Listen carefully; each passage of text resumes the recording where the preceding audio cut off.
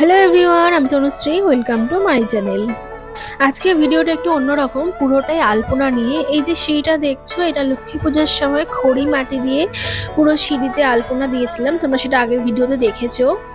খড়ি মাটি তো মুছে যায়, তাই ভাবলাম আর্কেলিক কালার দিয়ে আলপনা করব, যাতে কিছুদিন মানে বেশ কিছুদিন সেই আলপনাটা স্টে করে। প্রতি বছর কালী পুজোর সময় এই সিঁড়িতে মোম দিতে দিতে তো এই মোমগুলো জমে শক্ত হয়ে জমে বসে আছে। তো সেটাকে প্রথমে ভালো করে পরিষ্কার করে ঝাড় দিয়ে সিঁড়িটাকে পরিষ্কার করে নিয়েছিলাম। তারপরে এখানে বসে গেলাম চক, পেন্সিল, কম্পাস আর কালার সব কিছু নিয়ে।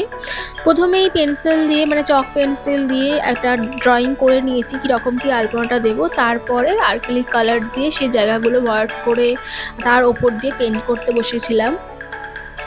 আমি একদম এই ড্রয়িংয়ে পটীয়সী নই, মানে যে তুলির টানে সুন্দর করে আলপনা দিয়ে দেবো খুব তাড়াতাড়ি সেটাও পারি না, প্রচণ্ড হাত কাঁপে। তাই আমার পুরো আলপনাটা দিতে অনেক টাইম লেগেছিল, প্রায় 2 দিন। আর এই দেখো, সামান্য এইটুকু কমপ্লিট করতেই আমার সকাল থেকে বিকেল হয়ে গিয়েছিল। আর এই সিঁড়ির ধাপগুলোতে ঠিক করে ক্যামেরাটাও রাখতে পারছিলাম না, তাই ভালো করে ভিডিওটা ওঠেনি, তাই যতটা পেরেছি তোমাদেরকে দেখিয়েছি।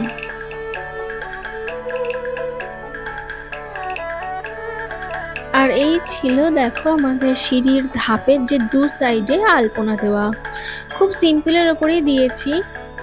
আর এই দেখো, এখনো এই জায়গাটাতে একটা বড় আলপনা বাকি আছে, তারপর সেখানেও বসে গেলাম। সেম আগে আলপনার ডিজাইনটা চকে করে এঁকে নিচ্ছিলাম, তারপরে আবার সেম ভাবে কালার করেছি।